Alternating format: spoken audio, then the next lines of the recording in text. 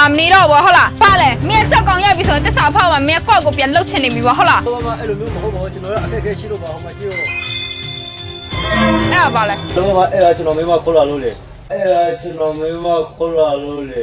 你要背。 မိမရငါ့ကိုပြောလေငါတောင်းမင်းမှာပေါ့ဘာလို့တခိုးခဲ့ရတော့ အာလောမအဲ့လိုမဟုတ်ဒီမှာကျွန်တော်ကြောက်တော်ရတာဒီကြောက်ရောင်းမိမပြတ်တော့မလို့အဲ့လိုမျိုးလောက်တာခိုးပြီးလည်းမကောင်းဘူးဒီမှာသူတို့မိဘရှင်မတော့မလို့လုံးနေတာဒီကြောက်ရောင်း ဟုတ်ပြီလေပြစ်တီကြောက်လိုက်ပြင်မှာတော့ရောက်နေငါကြည့်ကြည့်ပေးမယ်နော်ငါဝယ်ပေးမယ်ဒါကြည့်လိုက်သူ့ရဲ့ဒီမန်းကဒီမှာတောက်ချောင်းနဲ့လာနေအဲ့တော့ဒီမကောက်သူ့ရဲ့ဒီအောက်ဖက်မှာလည်းတောက်ချောင်းနဲ့လာတယ်သူ့ရဲ့ဒီအလုံးမှအရွယ်ကြီးပြီးမှအနာလေးလည်းလိမ့်မှာသူ့ရဲ့ဒီကြောက်ရမ်းကြည့်မယ်ဆိုရင်ရမ်းငိန်နဲ့ရမ်းစော်တာမျိုးမရှိဘူးသူ့ရဲ့အရေးကတော့မန်းမျိုးစားပဲဟုတ်တယ်နော်ပြိုင်မှတော်တော်လေးဖိဖေးရမှာဖက်မှာဆိုရင်ကြည့်လိုက်ဒီမှာလည်းသူ့ရဲ့ဒီမန်းကနော်အုံလိုက်နဲ့လာနေဒီမှာဆိုရင်တွေ့လား